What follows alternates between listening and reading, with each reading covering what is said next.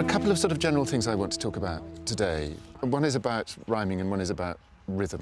One of the ways you could get going on this is by thinking about the sort of shape that Tinch's poem had, with rhymes coming in a not very regular way, but quite often.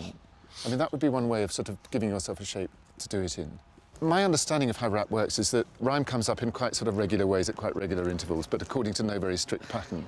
But quite a lot of the things that I've written down here, sonnet, ballad, couplets, and quatrain in particular, are all things which have quite strict rules that govern the shape that they make.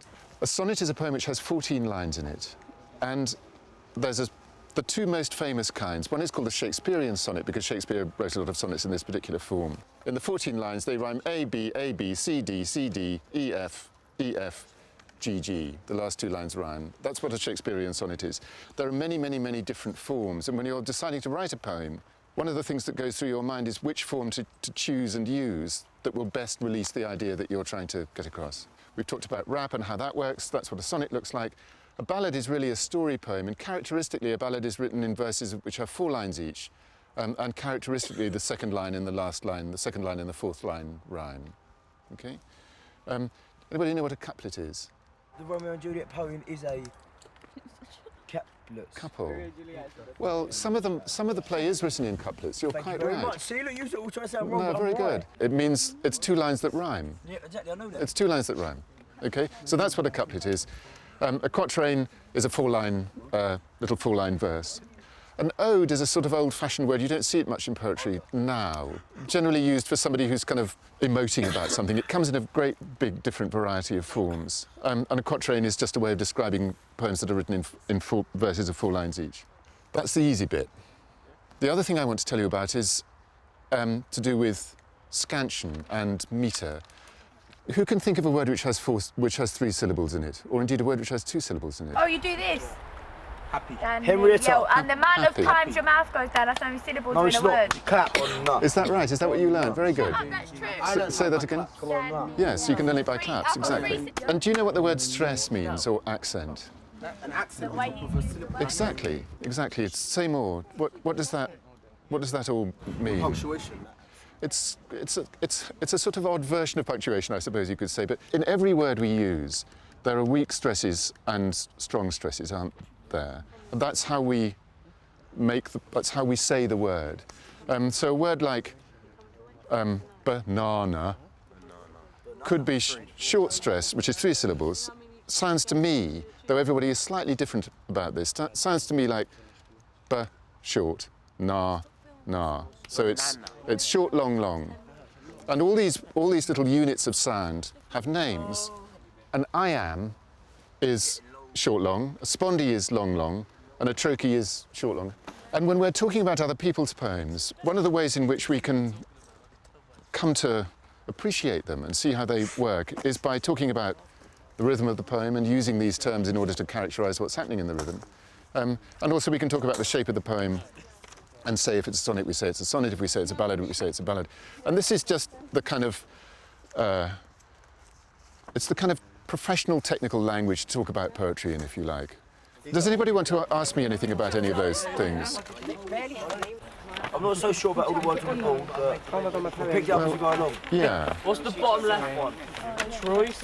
Trochee. Don't worry too much about this, because I just wanted you to be aware that there were these ways in which we could talk about poetry in this sort of, as I say, in the special language that there is for it. I want you to write down the words on the board behind me. Have you got a copy before you of the poem called Spring is Like a Perhaps Hand? Before you read it, there's just one thing I want to say. The rules of poetry are, of course, incredibly important. Rules exist to be changed and broken sometimes. And one of the ways in which I wanted to demonstrate how interestingly they can be changed and broken is by showing you this poem, which is by an American poet called E. Cummings, which I think Harlem is now nicely going to read to us. Spring is like a perhaps hand, which comes carefully out of nowhere, arranging a window into which people look while people stare, arranging and changing, placing carefully there a strange thing and a known thing here and changing everything carefully. Excellent. Well That's done. a tongue-tying. Oh, it sort is. of That's one. why I've Shall I asked you carry to. on, yeah? Yeah, please carry straight on. Spring is like a perhaps hand in a window, carefully to and fro, moving new and old things, while people stare carefully, moving a perhaps fraction of flower, placing an inch in the air there, and without breaking anything. Well done. Very good. I think that's very difficult to read poems that you haven't seen before straight out like that. So you both did extremely well. And what do we immediately see when we hear this It's to poem? do with spring. It's to do with spring. And what can you tell me about the way it's actually arranged on the page? Is it like they're sort of like narrating something that's happened? Yes. Like, it's sort of like a list, like, of what went on, sort of thing. Yes, I think that's a very good way to start. Yes, no. Why are some of the words that he said in brackets like that? Exactly. Well, that's now we're getting into the kind of structure of it, aren't we? Why are some of the words in brackets like that? I think maybe it's saying that you could take out that little section, it could still read as a proper poem. Yes. It's It's about... sort of more detailed. Excellent. Like, if they took it out, it would be less detailed. And if, like, say, it might be a poem without the bracket bit in, but they put the bracket bit in, like, the words inside it to give it Yeah. more detail, so you can, like, picture it Yes. better in your mind. Well, when we put something in brackets, what are we doing? We're sort of saying it's like a kind of afterthought, isn't it? Yeah. Or sort of Like little you bit of think of extra. it after you've written it. Exactly. The word perhaps is absolutely crucial at the beginning of this poem, isn't it? In fact, the idea of things being, as it were, perhaps, being tentative, being not certain, is very much what this poem is about. It's about the very beginning of spring, when spring is perhaps coming and perhaps not. Is it like giving different ways of saying what spring is? Yeah. Like, It is on saying the first that. bit, it's saying, like, it comes, like, out carefully, like, you wouldn't even notice, like, you wake up Creeping, one creeping, morning creeping, and it would all exactly. be, like, Exactly, spring. And exactly. then another one, it's, like, saying it in a different way, but meaning the same thing. Yes, absolutely. It comes carefully out of nowhere, arranging a window into people look, and then there's that long... But it seems to me that everything about this poem, the way that it's laid out on the page, the way that the brackets come, the way the language is actually organised in a way which is not quite like the way that we would ordinarily say it. And all this is a way of saying, by formal means, and by what the words actually themselves mean, something about tentativeness, something about hesitation and uncertainty and so on. So it's a very good illustration, in other words, this poem, of how the way that you say something affects very deeply the way, the idea that it is that you're trying to get across. If you choose to write a poem in a ballad form or in a sonnet form and all these other things I've written up on the board behind me, that same point applies. But I think we might as well spend some time now writing about what we actually see around us, which is... Hey, did you say what we see around us? Yes. That's what we've been doing for the last 10 minutes. Excellent. Well, you're ahead of the game. OK, so bugs, beasts, animals... I mean, rather as we were doing with the picture the other day, either pretend to be the animal or look at the animal and tell me what it's like. But the more interesting, the more physical, the more particular, the more startling you can make your description, the happier I'm going to be about it. OK, so let's have a look at this. Yeah, you can't go shy on me now. It's good. You love it. You sure? Yeah, Oh, great, good. Good. You sure you don't want me to have a look at it? All right, OK. Well, I might. Sleeping, not making a sound. Have a look at this, what have we got? Read to you. As we sit in... Right, read to him. As we sit in poetry next to the farm, Connor tries to give her a harm. Half them looking in a bad, Connor smoking a fag. Cameras all around, sheep sleeping, not making a sound. Random words on the board, our teacher talks as he is a lord. Not true, but... I'm so thankful. Well, you didn't have to come, you didn't have to come. No. OK, so how are you doing? No, we were just trying to rhyme there, so it's good. Good. Well, I'm not saying I'm bored, I was just actually I know, I trying to didn't, rhyme, so I didn't feel that you were saying that. I'll put in brackets joke. It's a cold autumn day. All we can Well, smell is bloody hay. it doesn't have to rhyme. Picture in the you know. farm I like together. rhyming. Yeah, good, That's more... good, good, good. Otherwise it's more like a story, Yeah. I don't tell stories. No, OK. I mean, not every line has to rhyme. I mean, you could, if you wanted to write it in couplets, those little blocks in which the two lines rhyme, you're very welcome to do that. How are you doing? No, I haven't started. I'm still trying to think. Are you? Yeah. It is very difficult to do it sort of from scratch. I do quite see. I mean, it's a difficult thing not to get... One doesn't want to kind of precisely get bogged down in this stuff that I've been writing on the board and talking about, but it does help to know what the opportunities are. So don't feel you've got to sort of stick with the forms if you don't want to. And if you want to take one of them and then break out of it, do that. How have you started? Who's that over there? Who's standing at the fire exit? Is it Andrew Excellent, Moses? fantastic, fantastic. Yeah. Well, you just need to sort of have the next thing, don't you? No, quite. No, well, that's wonderful. I mean, I love that image of the polished piece of brass. And I like very much the idea that you've got one line which is really quite short and the next one which is very much longer. But maybe you want, that's the pattern that's emerging here. So maybe you need another quite short one and then another to make that the pattern of it. Yes, exactly, exactly. That would be wonderful. Terrific, it's a really good start. Really good. How are you getting on? All right. All right, you want me to have a look? Not yet. Not yet. I'll call you. Okay. Yeah, I wrote it, but it's not good. It just says, as I sit on the grass and cherish the cold winter's breeze, I imagine being an animal, so I'm free and careless as the waves on the beach. I'm tongue-tied as if I weren't sitting here. What led you to the waves on the... to think of that image? I'm tongue-tied as if I weren't sitting here. That's the most interesting bit of the poem, I think. Because by being tongue-tied, it makes you feel invisible, is what you're saying. But this is a good way to start. My heart's warm and should reflect on the weather. Because I'm sure if I decided the weather, it sort of loses its momentum here, doesn't it? Just stay with stuff. Stay with stuff. Stay with, bugs, temperature, leaves, grass, animal noises. Not ready? You can't see okay. it yet. Not ready? Not cooked? Only when it's ready. All right, good. That's a perfectly fair thing to say. I know you don't let no one read your poetry. No, that's completely right. I totally support that. Oh, great. Here we go. Very good. Nice and loud. Nice and loud.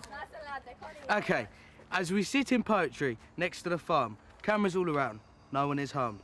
Even though it stinks of shit, we will always remember the point of it. The pigs are drinking, the goat's tits are dangling in, the ugly chickens are clucking, not to mention the woolly sheep fucking. Thank you very much. It's not about me, yeah? Because obviously you know. But I just couldn't think of what to write. Okay. I changed it a bit as well. Good. As I sit on the grass and cherish the cold winter's breeze, I imagine being an animal so careless and free. I'm tongue-tied as if I'm not sitting here, because the darkness of the trees reflects on my cold personality. Very good. That's good. Actually, you made the end of that a lot better. I know, I was looking at it and I was thinking, oh, I don't like that. You don't like the revision, or you don't like the original bit? The original bit started to annoy me a bit. Well, it's better because it's more real. It's more sort of physical and actual and all those kinds of things. Very good, well done. Very good. The day dawns as the night turns bright, but the younger generation come out. The police don't care, but they always come out to fight because they think they've got might. I don't know. But they got turned over when it comes to daylight. What seems to me interesting about that is that, rather in the same way that Chinchi was doing when we listened to his poem the other day, and he strung it together by using a lot of rhymes that came up very, very quickly and gave it a kind of beat and a pulse, you've done exactly the same thing, and that's what holds it together. How did you get on, oh bruised-faced one? I wrote 4 poems, but they're all really short. You wrote 4 poems? Fantastic. But they're all really, really short. Great, great. I see friends and lovers, gay and straight. We love to love and love to hate. And then blue and green, brown and white. Are we all here out of spite? I'm going on holiday for once in my life. Let's have a great time. Let's roll the dice. Having a teddy bear's picnic with the weirdos thrown in my life. My legs have pins and needles, but I'll take it in my stride. Very good. I like the last one especially. What you've done is to write little poems which are like little messages, aren't they? Yeah. And it may well be that when you're writing another poem, you want to do something that's more meditative, slower. Yeah, obviously, like being here Yeah, and like exactly. in a group with my friends and stuff. Yes, It was sort of sure. thing like that comes straight into my head. Exactly, but well done. And they seem to get sort of better as they went along, actually, so that's good. Yeah, thought more. Thought more, exactly. Shall I read this one that I have in my hand while you're finishing off? Lay in a bed of grass with the sun shining like a polished piece of brass, temperature soaring high, but not as high as my eyes can reach into the ocean-kissed sky. I think it's pretty good because what it's done is to use language which is in a word-by-word way completely sort of familiar to us, but has ratcheted it up a notch so it sounds more intense. I don't really like reading out loud, so I'll let you do it. Okay. All right. Everybody listen up. And this is probably the first poem you've written for Forever. Ever? I never written a poem ever. before. Well, there you are. It's not rhyme. Some of it rhymes, a little bit of it rhymes, Yeah, not okay. most of it. I hope that I'm going to do it justice, but I haven't read it before either, so this is all new to everybody. All around me, all I see is people, fake people, real people, two-faced people and the people that dream. I hate the fake, like the real. My heart feels for the real. In our hearts we all hide to the day we find the person we talk. The fake act like people they're not. The change their self daily to try and stay in the light. They need to change, they need to be real, because being fake doesn't get you far. The real need to stay the same. Don't change for me, don't change for you to be the same. For you be the same. Two-faced people need to get rid of one of their face and only be one person. Very good, I like that. Very good.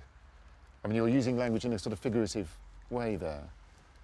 Two-faced people need to get rid of one of their face and only be one person. Don't hide behind things. You're not talking about things that's not.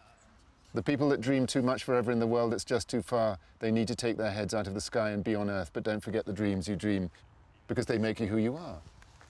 Big hand for Nana, I think. Yeah! Really good. Well done. I should write a story. Yeah, you should. I mean, that's the first poem you've ever written. It's very well put together. It says it's about something important, being real. It's interestingly organised around rhymes, which do indeed come and go, but that's perfectly all right. So it's a complete success. Thank you. Cold and misty airs around, rustling trees sound from afar. Evening mist flow through the sky, Danielle and Connor hug nearby. Andrew scatters through the crowd, helping students who don't talk aloud. Segregation growing through the group, fed up staff and students rebuke. Bloody faces, bruised eyes, bust-ups from yesterday which people despise. What next to do? No one knows. How long is this gonna last? How long will I moan? Excellent. Really good. Well done. Well done. How much writing have you done before? None. Fantastic. I mean, that's really impressive. And I think that the sense of it being important for you is part of why it works so well. I mean, I feel you in it. Actually, in all of the poems. I mean, even when the ones which were comic, it is a way of manifesting your personality. This, of putting yourself in touch with yourself and saying things in a sort of neat, memorable, intense way. I mean, it's been a very, very good afternoon, I think, in that respect. I'm very proud of you all. Well done. We all deserve a clap. Well done. I think you all deserve a clap. I applaud you.